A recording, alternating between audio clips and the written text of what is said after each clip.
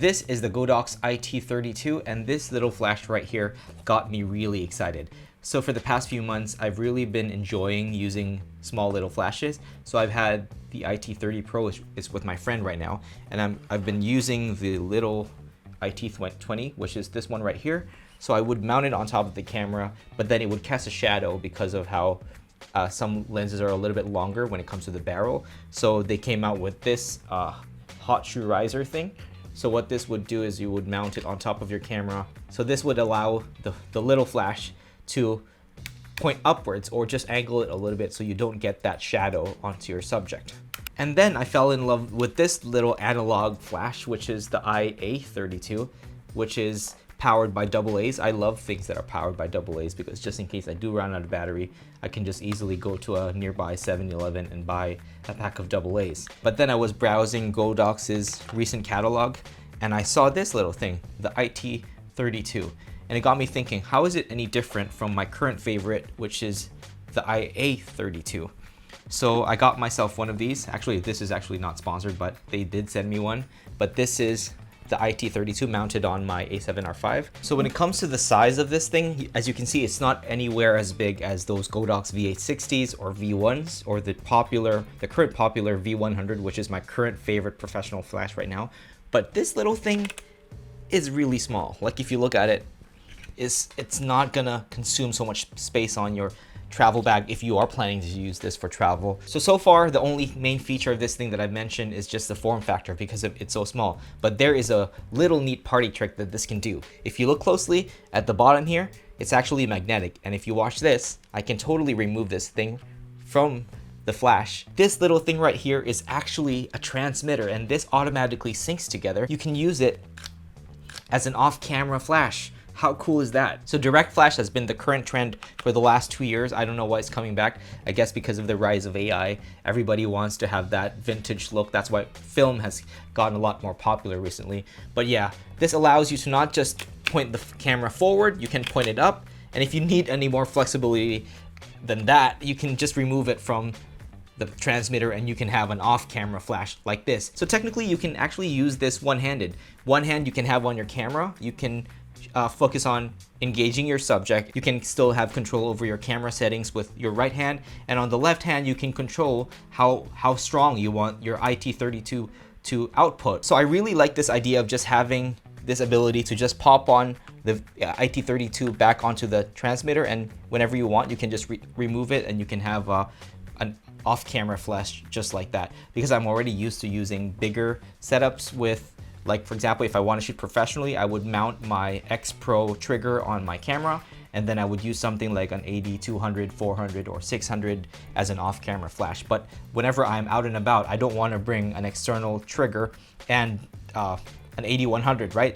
I think this sums up the bill. Like if for travel, this would be a good option just in case I'm tired of just having the camera pointed at my subject. I can get a little bit more shape because I can shoot in different ways because of how this acts as a wireless trigger, while this one can act as a receiver at the same time. So one more thing I like about the iT32 is that it is a very short flash. So if you look at it, it doesn't poke out so high, because if you're used to using the V860 Mark III's or the V1 Pro or the V480 or the V100, which is my current favorite flash, those flashes are about yay high. This one is pretty low profile, so if you were to put it on a travel-friendly camera, this is definitely not a travel-friendly camera because I don't have one right now. But yeah, the A7R5 is my baby, but I wish I had a smaller camera. This would definitely be the flash that I would put on that small camera, for example, in an A7C Mark II or an A7CR. This definitely would fit the bill whenever you're using smaller, lightweight setups. So with the iT32 kit, you get the iT32 itself. It's optional whatever camera system you want it to be. I'm using the X5S, which is S stands for Sony. For you may be using Nikon or Canon. You would have to get your equivalent X5. And the flash head is like any other rectangular flash head out there. It comes with a little diffuser right here.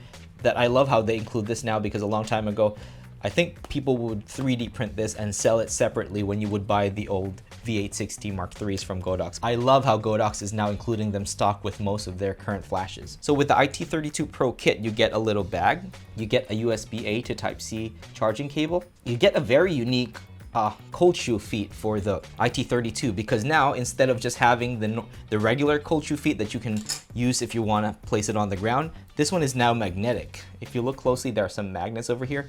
So if I were to remove the iT32, I can now just instantly maybe put it like that. That's pretty cool, right? It just mounts on like that. I'm a big fan of this design because now I can just use this and put it off camera, and I can fire the flash just by doing that. So here we get some magnetic gels. I don't know if you can see it. They're CTO, which means color temperature orange. I think this is like 1 stop and this is like half a stop. So if you want to change the color of the output of your iT32, let's pretend you want to use it as a fake hair light for sunlight. For example, you want a fake golden hour, you can totally just do that. I don't know if you can see it, but the bulb of the iT32, there are 2 magnets here. So if I take my CTO gel over here, it just magnets on. And I'm a big fan of that. And now I can fake an orange light. So if I want to make it even more intense, I can just plop one more on top of it. So just note that whenever you're stacking gels, you're gonna lose power. That's just something to remember, just in case you're wondering why are you losing output. So you can put this off camera as a backlight and you can fake golden hour. So my favorite part of this iT32 kit is this included diffuser. I just love how it just sticks on top, and this allows you to have a less of a harsh light, and it creates like a slightly wider beam instead of having it forced forward, which creates a hot spot on whatever subject you're shooting. This one allows it to diffuse first and then spread the beam a little bit. Of course, it's not going to be a substitute for using an actual modifier like maybe a softbox or a reflector, but this does the job and it keeps the whole setup nice and compact. Also, just in case I forget to mention, the new interface on the iT32 is the same as the new Godox V100s and the V1S Pro. I love how they're all changing it slowly to this interface. It just looks more modern. This makes it look more expensive, if you know what I mean, because now we get an actual colored screen and it's also touchscreen. Now you can adjust your power just by doing that. And also you can actually adjust your power by using the remote. So if I were to press it here, as you can see, it's adjusting, right? I'm actually using my right hand to adjust the power on the iT32. But I think this is pretty cool because this allows you to just operate everything with just the flash in your hand and your camera in your other. So like most review videos I do, I always try to find some cons or some things that they can improve on. The first con is definitely not having my favorite feature of the iA32, which is being able to use this with AA batteries. Because one day, the internal battery of this will stop working, but of course I think this is lithium-ion batteries, so the more you charge them, the healthier the batteries become.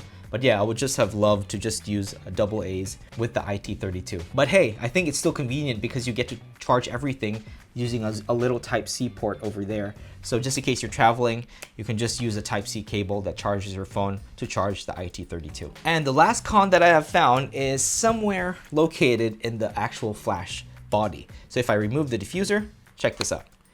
Usually you have a little bounce card that pops up, right? Watch this. The bounce card is too short, because if you want to use this as a forward bounce to soften the light, this is not in any way close to what the V100 offers or the V860 offers or the V1. It's just too short to actually make a considerable difference. So if you're buying this just because of the little bounce card that you usually get from other flashes, this is not going to be the flash for you. But then again, you're not buying this flash for that feature, right? I would rather just use this included silicone diffuser, point it at my subject, and maybe reduce my power depending on what situation I'm in, and get a softer light this way instead of relying on the little itty bitty bounce card built into the iT32. And that is it for me, guys. This has been a quick overview of the new Godox iT32.